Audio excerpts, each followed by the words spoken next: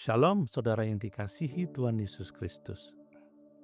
Hari ini kita melihat momen penting dalam perjalanan Israel. Mereka mulai berangkat dari Gunung Sinai menuju Tanah Perjanjian.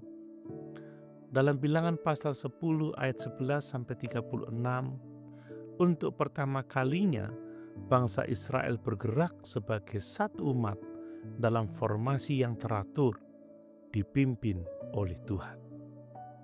Perjalanan ini bukan sekedar perpindahan tempat, tetapi sebuah perjalanan iman. Mereka tidak lagi tinggal di satu tempat, tetapi mulai melangkah menuju janji Tuhan.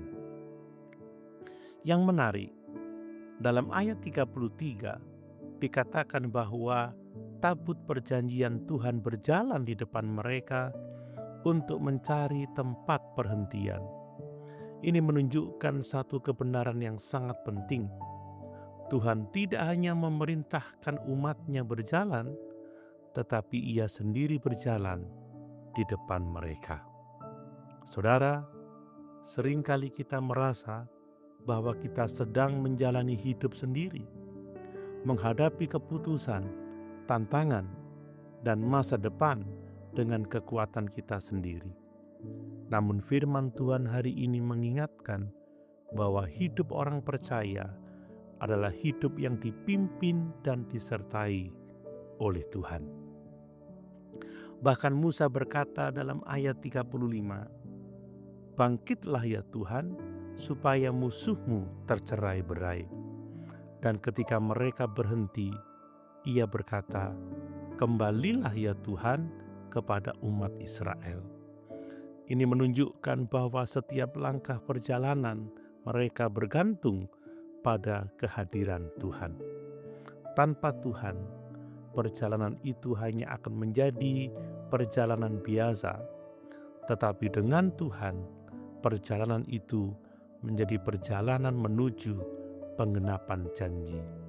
Saudara, dalam kehidupan kita hari ini, kita juga sedang dalam perjalanan rohani. Kita belum sampai pada tujuan akhir, tetapi kita sedang berjalan menuju penggenapan janji Tuhan dalam hidup kita. Namun ada satu hal yang harus kita pegang. Jangan berjalan mendahului Tuhan dan jangan berjalan tanpa Tuhan. Dalam perjanjian baru, Yesus berkata dalam Yohanes pasal 15 ayat 5, "Di luar Aku, kamu tidak dapat berbuat apa-apa." Ini menegaskan bahwa keberhasilan hidup rohani bukan terletak pada kemampuan kita berjalan, tetapi pada kebergantungan kita kepada Kristus yang memimpin kita.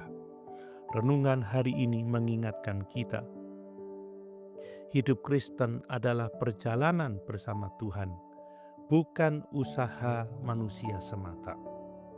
Ketika Tuhan berjalan di depan, kita tidak perlu takut akan masa depan. Ketika Tuhan menyertai, kita tidak perlu gentar menghadapi tantangan. Pertanyaan refleksi bagi kita, apakah kita sedang berjalan bersama Tuhan atau hanya menjalani hidup dengan kekuatan sendiri? Apakah kita memberi ruang bagi Tuhan untuk memimpin setiap langkah hidup kita? Mari kita berdoa. Tuhan yang setia, Engkau adalah Allah yang berjalan di depan kami. Kami bersyukur karena kami tidak berjalan sendiri, tetapi Engkau memimpin dan menyertai kami. Ampuni kami jika kami sering mengandalkan diri sendiri dan berjalan tanpa melibatkan Engkau.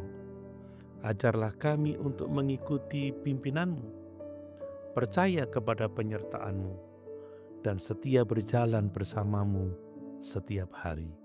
Di dalam nama Tuhan Yesus, kami berdoa. Amin.